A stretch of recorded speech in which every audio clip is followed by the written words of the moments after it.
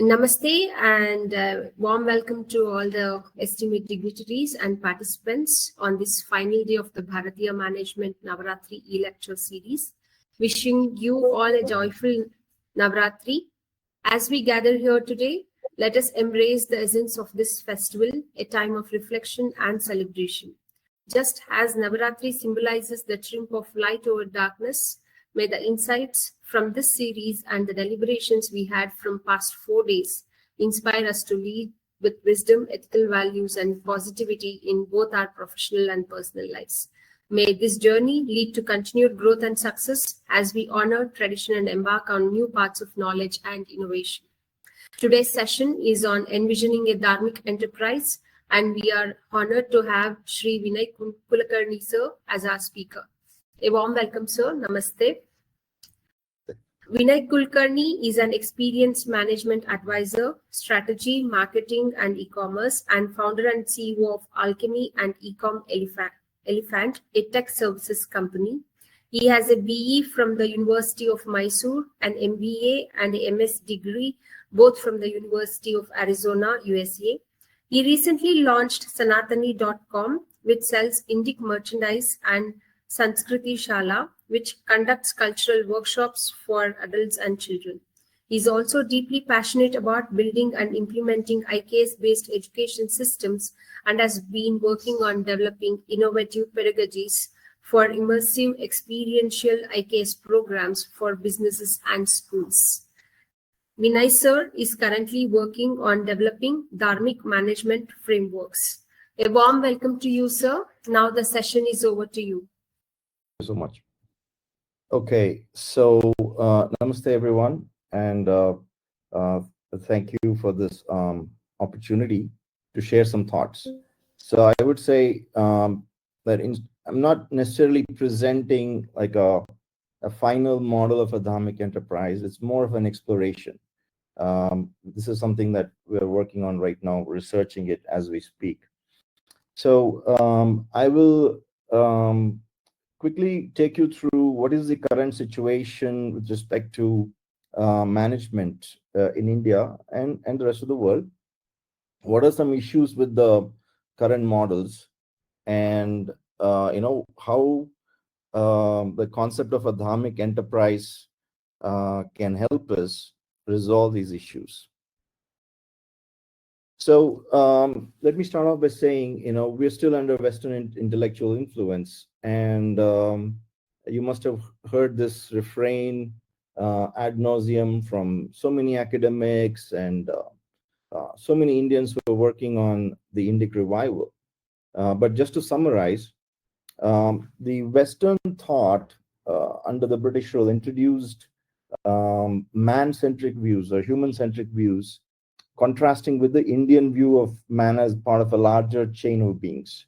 So here came the first intellectual schism. Then, in terms of views on environment and economics, the Western focus is on self-indulgence and surplus economics, which contrasts with Indian ethics of moderation and duty. Also, the concept of dharma versus rights. Now, we know now that there is no concept called dharma in the Western frameworks. So the Western civilization emphasizes individual rights as opposed to dharma, which envisions the well-being of all living beings. So naturally, there is a built-in conflict in the Western way of thinking, which is also crept into the management techniques or management methods. And then in terms of aesthetics and art, in Western thought, the artist is a crafter, because of this ego-driven thinking. Whereas in the Indian tradition, the artist is a manifester, in the sense that those things are already there in the universe and he is just revealing it to us. So Indian aesthetics are rooted in reverence for the object, whereas the West is focused on utilitarianism. Also in terms of philosophy, right? The Indian thinking is, in Indian thinking, time is cyclical. So we think in terms of cycles. So which naturally makes us anxiety free. It used to be, but now we have become westernized. So in the Western view, time is linear. So progress, there's a progress driven view, whereas the Indian philosophy seeks an equilibrium, balancing conflicting forces, conflicting ideals, conflicting ideas, conflicting ideologies, while the West is, conflict driven, as I've said before. So then that brings us to how do we deal with this conflict? So Indians developed ways to transcend these dualities and find unity in plurality. And also, we have learned how to live in an environment where multiple seemingly conflicting ideas can coexist, right? Now, coming to how does all this impact the management models of the West? The modern management models of the West are, as you know, top-down command control systems, reward and punishment, right? Which tend to be black and white in intent and execution, morality-based, right and wrong, kind of ethics that actually comes from their culture, which comes from their religious background. And also, they tend to be accounting and numbers driven, and their concept of who are their stakeholders is a very limited view, and they operate without a full understanding or recognition of the extent of the impact of whatever actions their organization may take. For example, in the skincare industry in the West, so as long as the product doesn't have a negative reaction on the customer, up to 6 months they're okay, and if something happens after 6 months they don't care. That's just one example. So what happens is they create and live in an alternative universe. Okay, so which is based on the personal philosophy and viewpoints of the founders, and without caring too much about how the universe that we all live in is actually organized. So there's a kind of a secularization of the mind. So they have learned how to live with this dichotomic thought. And there's also a heightened, as a result of all this, there's a heightened sense of separateness. So they live in an imagined universe, right, where they're kind of cut off from the natural environment. So when the kids in America look at a cow, they don't call it a cow; they call it beef, right? So everything is seen from a consumerist, utilitarian mindset. So Western management tends to be, artha kama driven, and there is no concept of dharma and moksha. So I'll come to details of what all these things mean, but just want to give this overview. So leadership in most Indian companies also tends to be Western, educated, in the sense the leaders. But this may be significantly less so when it comes to MSME. But in most large companies and also the startups, because the startup ecosystem is entirely influenced by the American startup models. So they tend to be colonized, unaware of Indian philosophy, unaware of dharmic concepts, and they operate, like I said, in Artha Kama spectrum, where seemingly dharmic actions are actually mere outward actions. For example, the company may be doing anything, causing a lot of harm to the environment, etc., but they will have a CSR division, that goes through the motions of doing social good, right? So the entire org structure are also copied. And only now NVIDIA is talking about, the NVIDIA CEO is talking about, you need to create your own org structure as per the requirements of your own organization. But most Indian companies where the leaders have been Western educated, they just copy those org structures and they're not paid too much thought to it. So when you copy org structures, you also copy the underlying philosophy and the worldview. And then the Indian society, right? Because these organizations don't exist in a vacuum, they're in the society. And the society is also heavily colonized. Most state governments are colonized, and most government of India departments, the bureaucracy, judiciary, legislature, all are tend to be colonized. And even and of course, needless to say, education is mostly colonized. And only now, some new Indic universities, and with the new focus on Indian knowledge systems, things are beginning to turn. But by and large, they're still colonized. So to summarize, in terms of difference between Western and Eastern thought, so the East is more life-centric, West is more mechanistic. East is thinking in terms of life, all life is sacred, whereas West is looking in terms of separateness of man, nature, and God, and so on.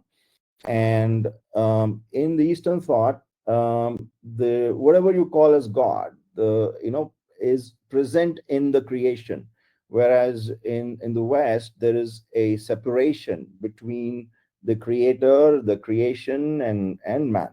So these kinds of mental models actually percolate into the management systems. So what happens as a result of all this is the problem statements, analysis, and solutioning are all Western in approach in India. So the entire startup ecosystem, as I said earlier, startup philosophy is Western. Since these systems do not have the sustainability component called dharma, and the moksha components, they tend to be heavily, rajasic and tamasic. Here again, I introduce some more terms. Now we'll come to that later, but they tend to be heavily rajasic and tamasic in nature. And as a result, decision making does not take into account all the ramifications of their actions. So with each such adharmic action, the society and the planet pay a heavy price. So this is the kind of the background. I'm setting the stage. So all the success stories we see in newspapers are, these success stories, of course, they're often hyped up, but also they are in spite of the absence of mokshic goals and dharmic guidance. you know um, so everything looks really great when you read these success stories, but when you look under the surface, there's a heavy price that is paid by the leadership in terms of their own health. And I have many examples, personal experiences, but I know these leaders in person, and majority of them suffer major health issues, kidney failures, heart transplants and whatnot. The managers, the employees, the customers, society, everybody's paying a price, but it's not being accounted for. It doesn't show up anywhere. So toxic cultures are created because of this, and often employees and sometimes leaders or managers, take the extreme step of committing suicide. We saw a case recently with, I think it's ENY or something. So over time, the toxins build up, and as Peter Drucker once said, most managers are trying to solve yesterday's problems, right? So they're also kind of asynchronous with respect to their problem-solving approach. So what is the solution? The solution, in a nutshell, is to become a dharmic enterprise. So what if you've been around for quite a few decades and you've not existed as a dharmic enterprise? No problem.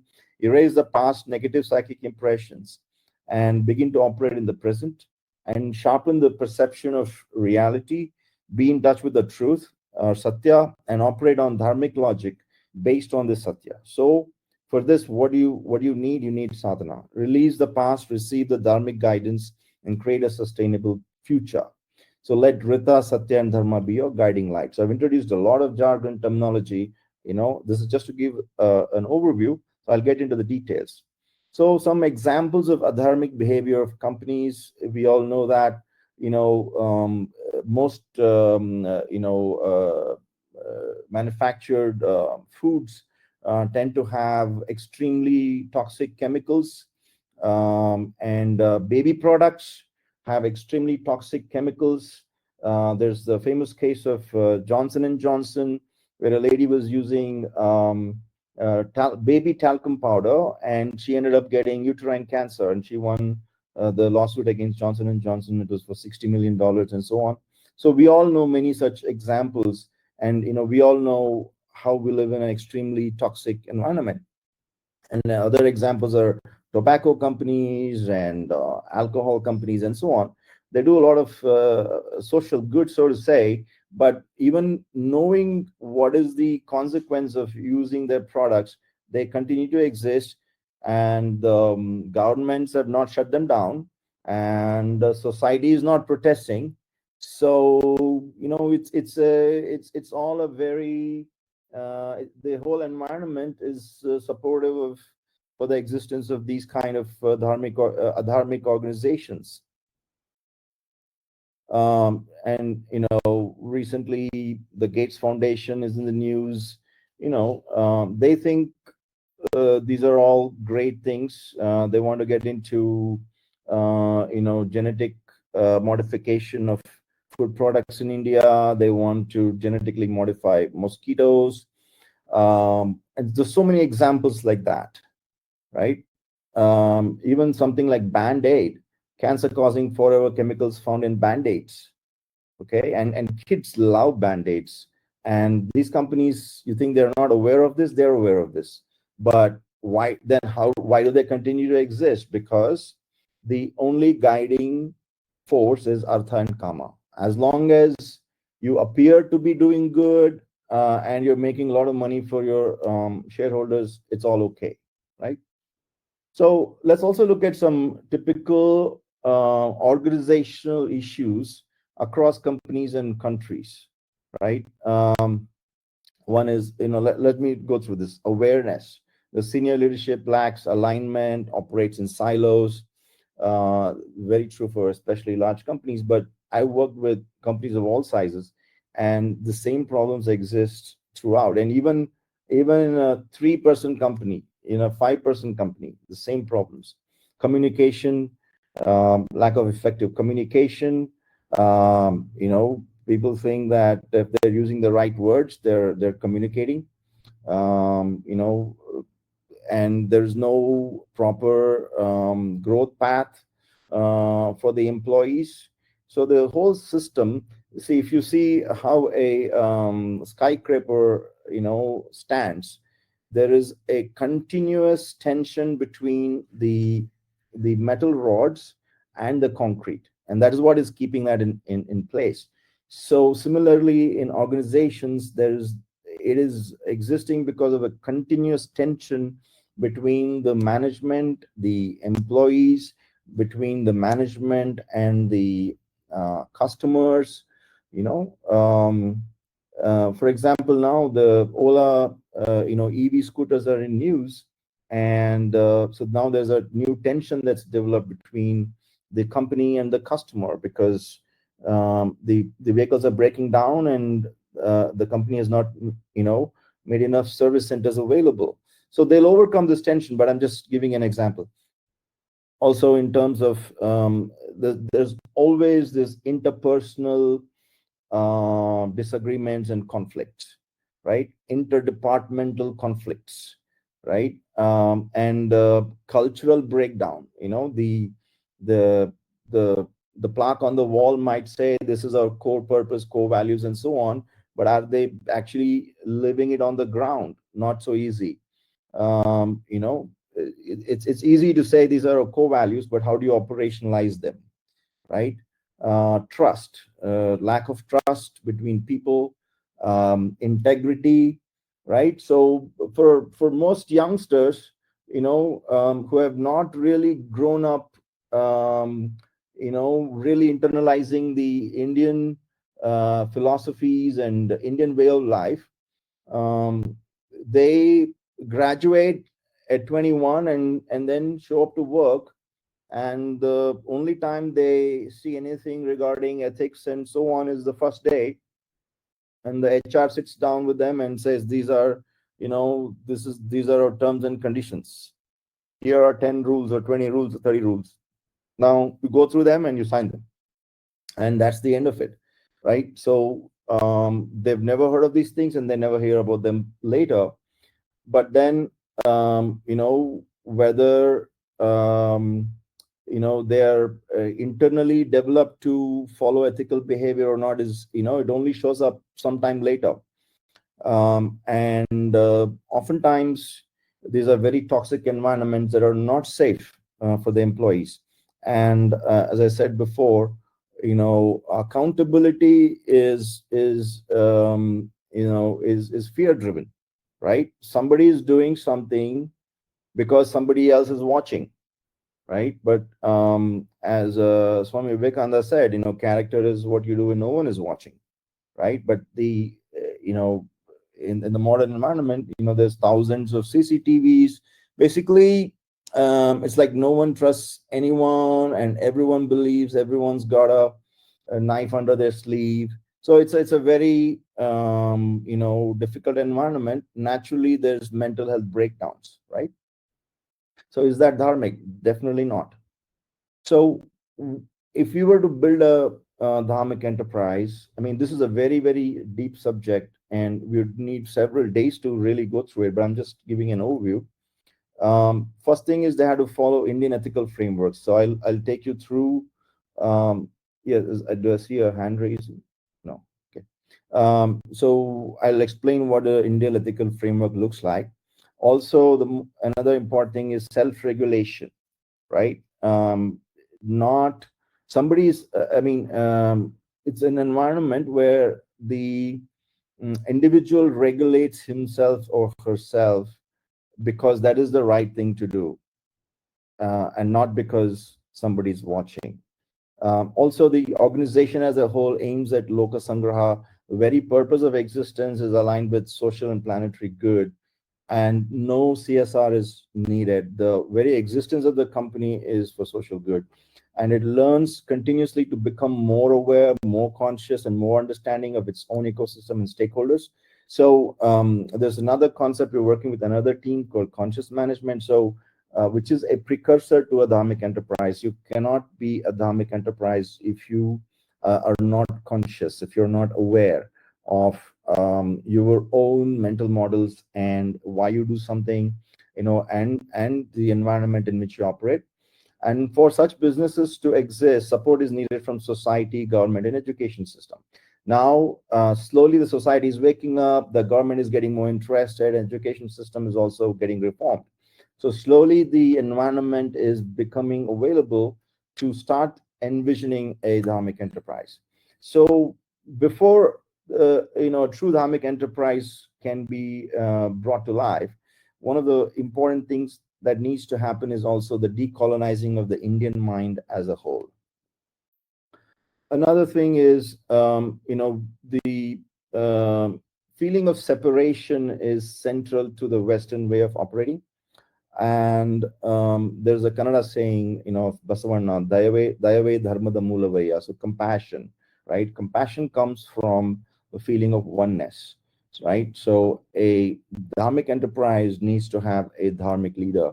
And this leader feels love and mamata towards his employees, customers, and the larger ecosystem. He has compassion.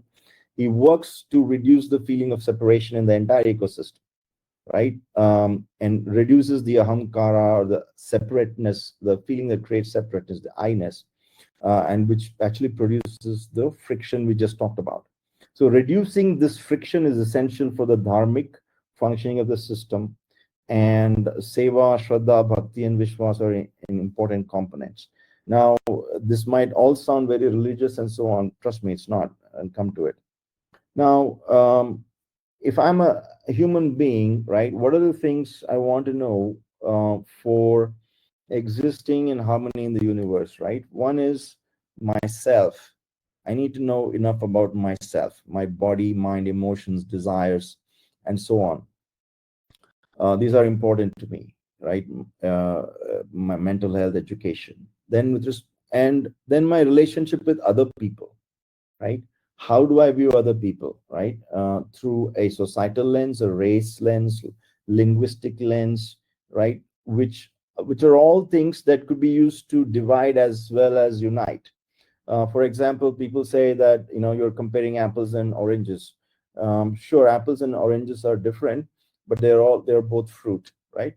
The environment. I want to know my relationship with my environment, and also with respect to the space in which the entire planet I live on operates. So, so thinking in terms of what is needed for a good life, right? You need both yoga and bhoga, both the material success, material pursuits, as well as spiritual pursuits. And this is what we had built as a civilization. That's what made us so different. Now, in the new management models, the new system, a person goes to work and he's going there only for accumulating artha so that he can actually live his life. But he doesn't only accumulate artha, he also accumulates roga, right? And then he needs time off so that then he can go and do yoga so that he can recover his health. So this kind of split life we have created. So why can't we envision an enterprise where a person is able to execute both his yoga and bhoga cycles, right? For that, we need an enterprise with a leadership that understands how this whole thing works for every individual and how to make it happen in a collective, right? So, understanding some basic terms, Rita, Satya, and Dharma.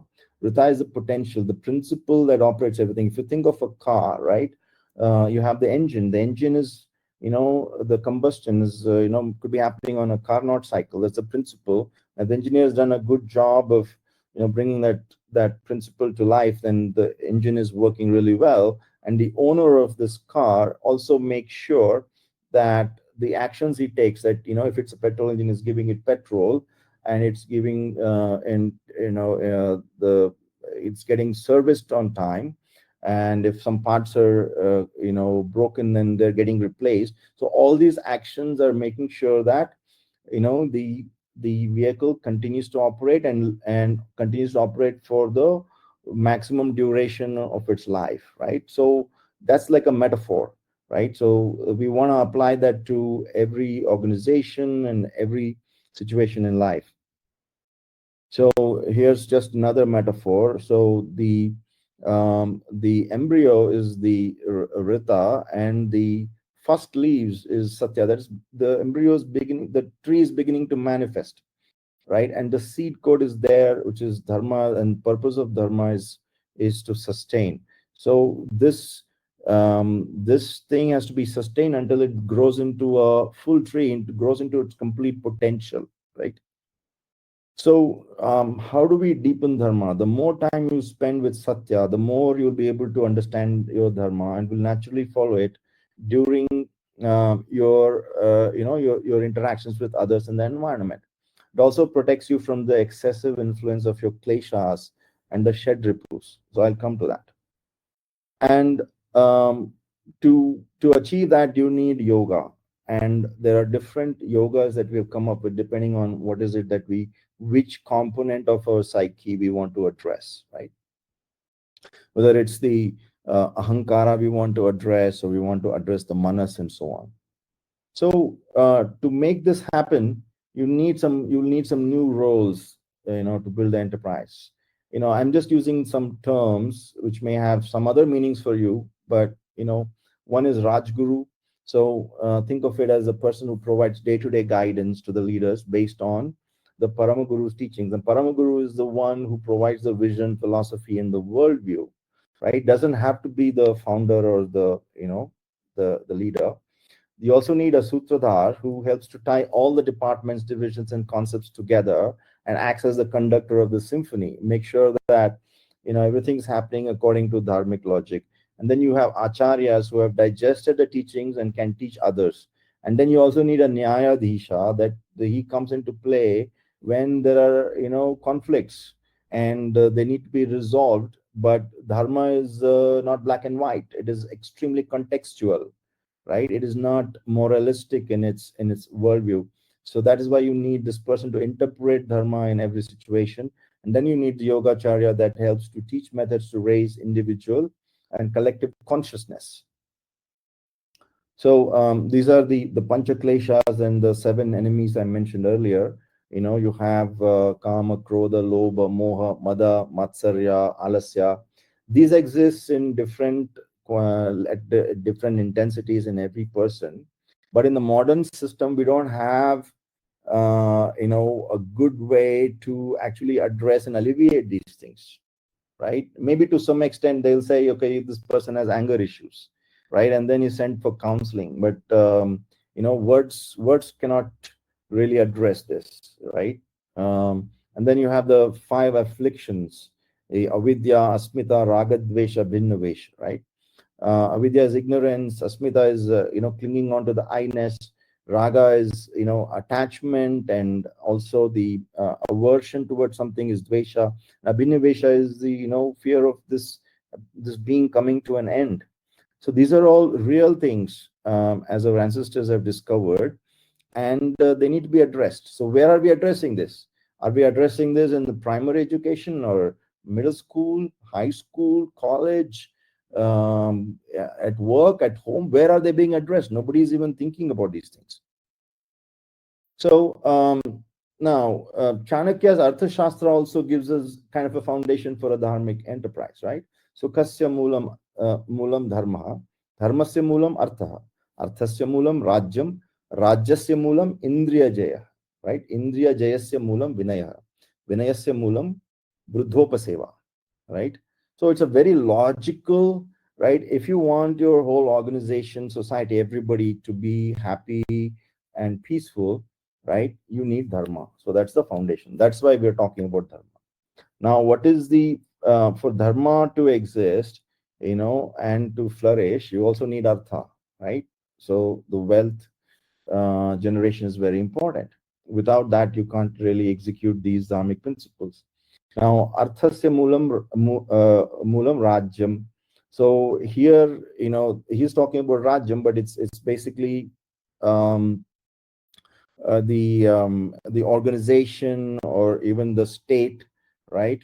The center of power, and rajyasya mulam indriya jaya. So for it's not any state, it's a benevolent state, it's a dharmic state, and for that to happen, who can be in charge of this Raja is somebody who has already conquered their senses. So very interesting. You won't find this in any other culture in the world. They're saying that the one who does not desire power is the one who deserves to sit in the seat of power, right?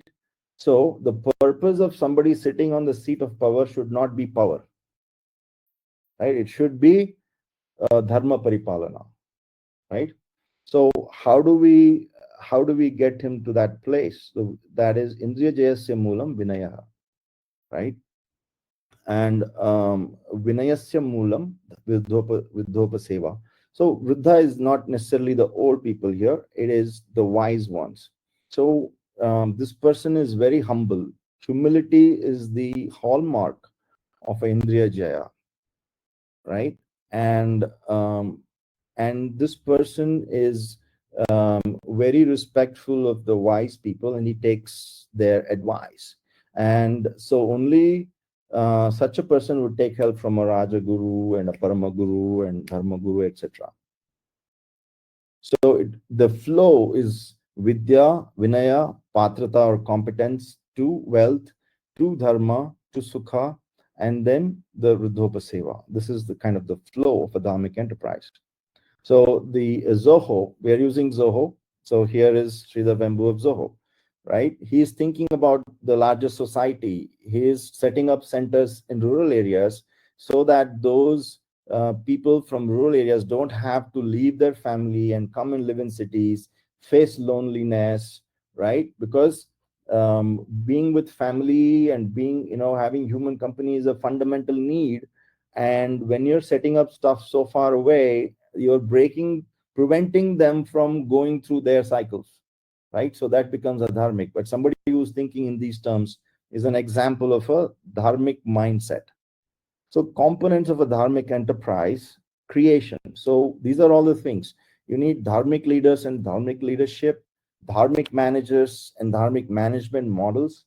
You need the organization itself in its design, structure, purpose, role, character, values. When we say values, the West, tends to have more black and white values, where we are more interested in contextual application of dharma. right? Because every situation is different. And also dharmic employees and dharmic employeeship, right? So where are you going to get these dharmic employees from? For that, you need universities and colleges that are giving dharmic education, so that dharmic graduates are being produced. For that, you need dharmic educators, right? And so you need students who are interested in learning from these dharmic educators, right? For that, you need a dharmic government and bureaucracy. Without their support, it's not going to happen. Now, even if all this is there, if society rejects all this, there's no point. So you need a dharmic society and a dharmic nation. So it's not as easy as we think it is. Um, and I kind of already talked about these things, but the important components of dharmic enterprise are self-regulation, lokasangraha, continuous learning, self-awareness, reflection, predominance of sattva, and also making sure the rajas and tamas do not dominate. Now, let's look at a model where, I'm quickly presenting this, right? So the Western model is only giving you the laws, rules. We also have rules. We have yamas and niyamas, right? And we have the rules of karma yoga and purusharthas and so on.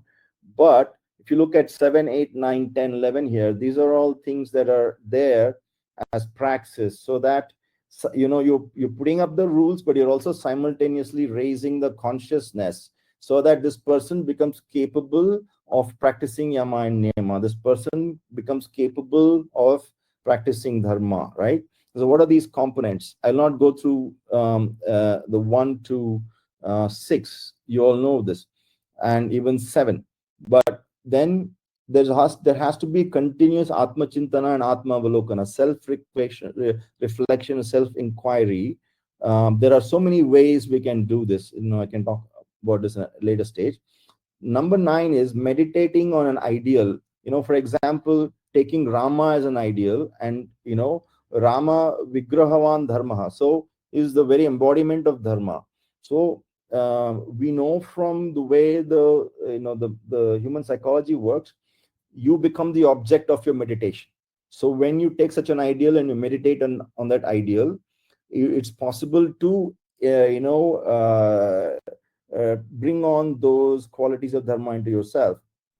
You also need to have immersive learning and practice of ethical principles. You need to have dharma conclaves. You need to have dharma discussions happening, right? You need to bring in satsanga, shravana, manana, nididhyasana. I'm using these words that have people know they're in a different context, but they're very applicable in a business context.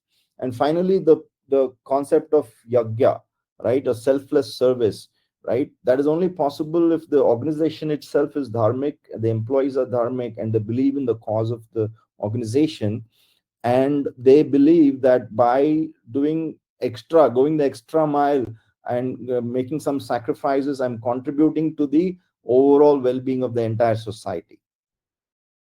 So I'll quickly skip through one of the important things that we have forgotten over time, the concept of swabhava and swadharma, right? Now, as a result of this, we are giving the same education to everybody regardless of their swabhava. And also when employing somebody, we are not looking at what is the right role for this individual based on their swabhava and swadharma, right? When that misalignment happens, there's a societal cost to pay, because one, these people will not be effective. If you're not if your job is not aligned with your swabhava and swadharma, you're not going to be effective. And there is as a result, those who are supposed to benefit from your services are going to suffer, and you're also going to suffer, right? So now, finally, I'm coming to the other element of a dharmic enterprise, is the sustainability factor, right? So there is a lot of talk about sustainability, but how do you operationalize it? So this Purushartha framework is very important for that. Dharma, Kama, Moksha. And moksha brings a 50,000-foot view to life. It doesn't always, you don't always have to think in terms of the ultimate liberation, right? There are other ways to think about this. I'll quickly go through this. 1 second. Yeah, there are other ways to think about moksha as well. So what is the starting point? First is understand the larger ecosystem in which you operate. That's the first thing. Include the consumer, end user, immediate society, unknown, unseen societies, whoever may be impacted by your service or product, right? So you need to really go broad, right? And then you need to have this ethics system that actually works on the ground. So you need a combination of top-down framing of ethics. You need a multi-directional communication and teaching of ethics, that is dharma, and self-directed and group learning and absorption of ethics at the intellectual emotional level, and also incorporating yoga and meditation. It sounds cliched, but once you really understand the dharmic concept, you realize that this is non-negotiable, right? Now, another thing I want to bring in is in English we say mind, but actually in India we talk about the antakarana, which is made up of chitta, manas, buddhi, and ahankara, right? Where manas is the mind that is bringing up desires, buddhi is the decision maker, chitta is the one that holds the samskaras from the past, and ahankara is the one that's creating that I-ness, separation from the rest of the society. Now, if you apply to an organization itself, it looks like this. So when we're talking about meditation, when we're talking about sadhana, the mana is so in flux and chanchala because chitta is continuously feeding it a lot of stuff from the past, the sanskaras. And if the sanskaras are very deep rooted, the mind is going to be very, very troubled. So it can't make good decisions. So a troubled mind cannot be dharmic, right? And this mana is continuously giving work to buddhi and asking it to keep making decisions and choose. In the background, this ahankara is operating, right? So if you really want to have a very sharp buddhi that is operating on dharmic logic, then you have to purify the chitta, right? So that applies to individuals and that applies to the organizations as well. So you can think of it, the consciousness is tied down by the stone of past memories and psychic impressions. We have to cut these strings so the consciousness can rise. So finally, coming down to the last part, coming down to the Purushartha framework is very important for a sustainable organization. I'll present a one last impact analysis model and then end it. You also need to think in terms of Srishti Sthiti Laya. One of the problems that happens in organizations is somebody gets into the top seat and doesn't want to vacate, right? And then the organization goes through a lot of trauma.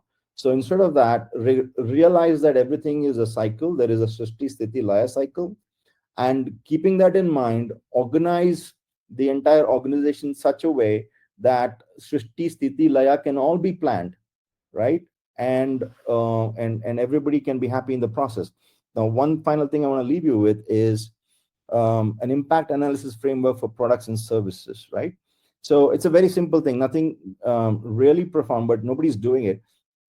So companies will have to consider the impact of their products and services using these things, right? What is the impact of your products and services on the direct customer, consumer, their family, network, children, youth, elderly, society, government, national security, economy, environment, and all these things?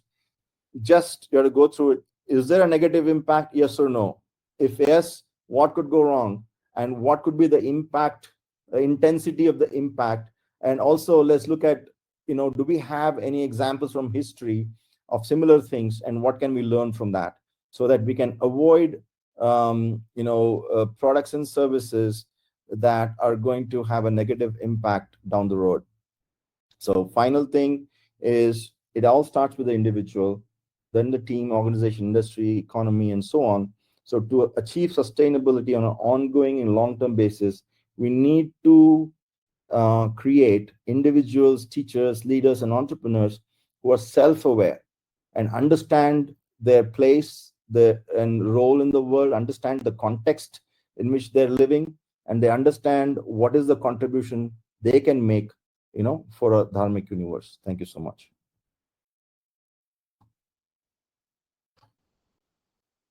I can take any questions if you have. Yes, sir.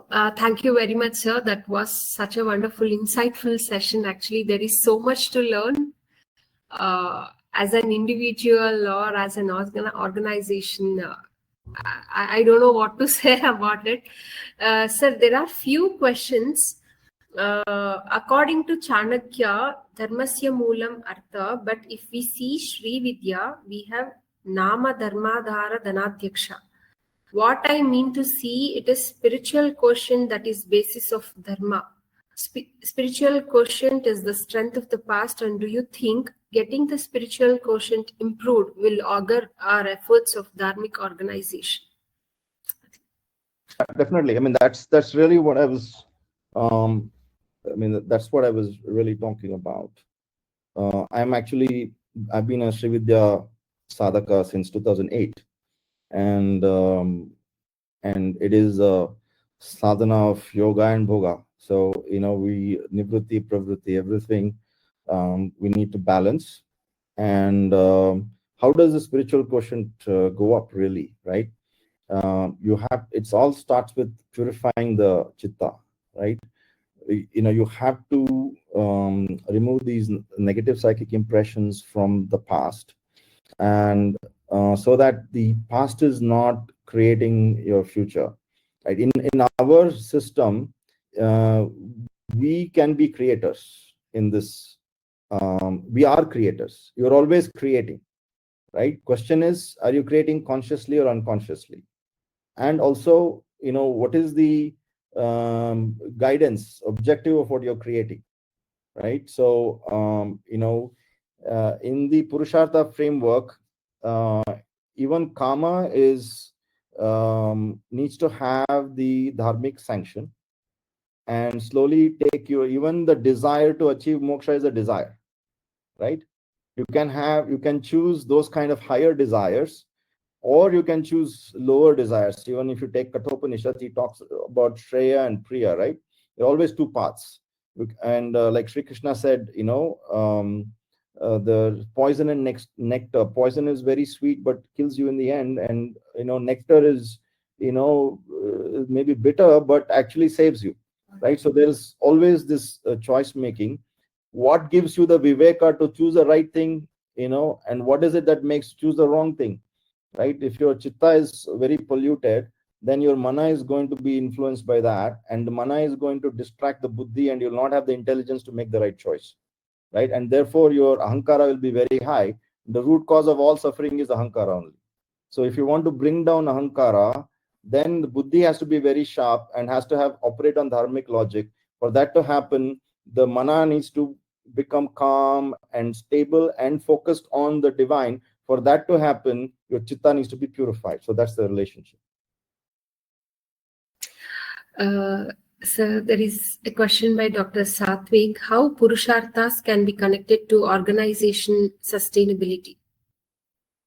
Right. So that's what I was trying to see. The dharma itself, by definition, it brings the sustainability principle.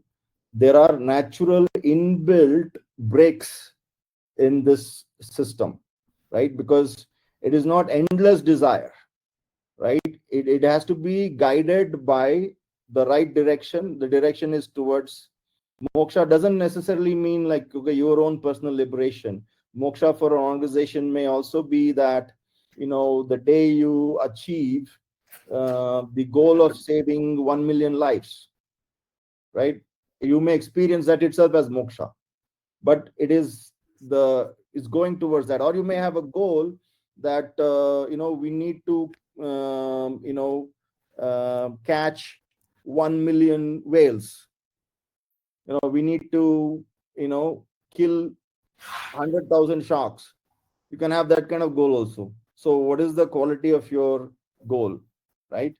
And dharma is actually the one that is guiding you, in giving you the logic, and it is not black and white. It is very, very contextual, right? So it has to be interpreted every single time. That's why a big epic like Mahabharata had to be written just to explain dharma, right? So an organization that doesn't have these two elements, I think I put up a slide where this very knowledgeable person said, The Purushartha is like a cow, right? And if you try to Artha and Kama are like the udders of the cow, and if you try to milk this cow, it'll kick you. But if you hold the two legs, Dharma and Moksha, then it'll give you sweet nectar, right? So these two things are the ones that are really guiding the pursuit of Artha and Kama. Artha and Kama are not negated, but there is some guidance towards that they should result in maximum well-being of maximum people, and it should also result in minimum harm to minimum number of people, right? So do you think Johnson and Johnson is thinking about that? Right, they're not. Do you think Gates Foundation is thinking about that? Definitely not, right? Because they don't have dharma and moksha at all. So they're completely artha kama and driven, and that is internally self-sufficient, self-consistent over there. I hope I answered your question.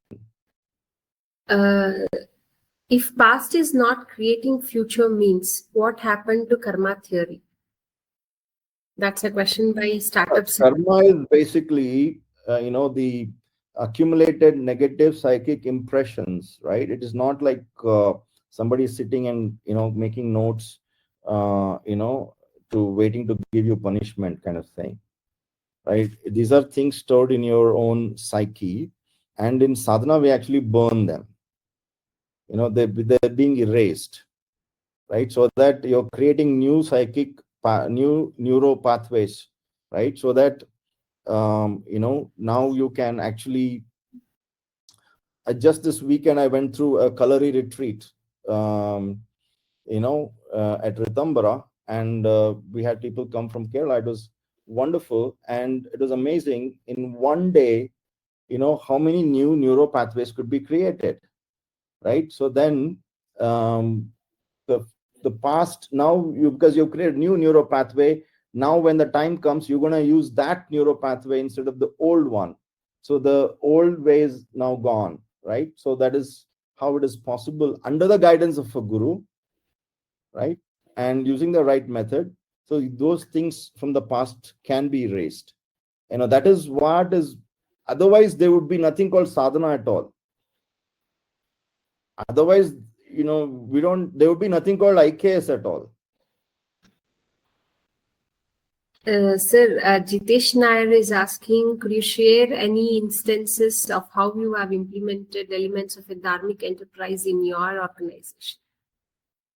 Yeah, for example, I'm about to open a new, let's say, a cultural center, new cafe, spiritual bookstore, retail store, all focused on culture, and I had to start hiring people. So one of my friends recommended this lady. Now she's married and she has 2 kids. So one of the things we asked, and when it comes to cafe, the times are pretty brutal, right? Because they start very early in the morning, they're open till very late in the night. So one of the things we asked, do you have kids? Yeah. How old are they? Are they going to school? So when do they come back from school? So once we knew all this, we are setting her timing so that her time with her children and husband is not affected. So we're going to let her go home early when she needs to get back to her family, and we'll have somebody else cover for the rest of the time. And even the timings of the place itself, we're going to close early because we don't want people to eat too late, because we know that's not good for them. So we don't want people to have dinner at 10 o'clock. So we'll not be open only. So that's just one small example. Sir, it's, if goals are purushartha, means moksha is moksha different for different people? No, I mean, it's basically, the whole thing starts with the wrong identification, right? The Patanjali said, the first mistake of the intellect, is think you're the doer, and to think you're the body and mind, right? And from that misunderstanding, all the kleshas and all the suffering happens, right? And the freedom from this is to really realize who you really are. Like someone said, Enlightenment for a wave is to realize that it is only water. All the suffering for the wave is because it thinks it is something else. It is arising out of the ocean and it is dying in the ocean, but it thinks it's something else. But once it's realized it's only water, right? That is the moment of enlightenment for that. So when we realize that, everything is a modulation of the same consciousness, and we are that, that thou art, that is and it's the same. Everybody has the same misunderstanding about themselves, but how they use that is a function of their whole karmic history. We can talk about it sometime. There is a sadhana called Pratiprasav sadhana. You can actually go and see your hundreds of lifetimes and see what you are doing there, and what lessons, even to the pre-animal forms, right? It's possible, and we have seen it. Yeah. Yes. So one last question we can take. Ishtafala Kamyartha Siddhirastu is the blessings usually we hear. How this can be linked to organizational well-being in modern organization structure? That's a blessing. I mean, we can't draw one-to-one thing for for everything. It's a blessing, and if it is given with the pure intention, and the person has the vak siddhi, that will definitely benefit the person. But the one who's giving the ashirvada would be thinking in their mind, hope the whatever this person is desiring is a dharmic desire, right? And so it is even for giving dana, you have to look at what is this person all about, and what is he going to do with what I'm going to give him. So yeah, if my employee comes and says something, and I say, okay, fine, tathastu for everything, that's not going to be I have to really think about, apply dharmic logic, and try to dissuade the person from the wrong kind of goal. Yeah, thank you so much, sir. Sudhakar, sir, would you like to say something? Thanks, Vinayji. Wonderful. Thank you very much. Sir, thank you so much for joining us. I think achieving this samachitta is a continuous process, and it is not a one-day event that will happen like automatically. Continuously, we have to work on our mind to achieve that. Probably for this would be the beginning for that, and let everyone try our best to achieve it. Thank you so much, sir, for making time and joining us. We would like to collaborate further with you for any of our Bharatiya management projects and other things. Thank you so much, sir. Thank you so much. Looking forward to it. Namaste. Thank you, sir.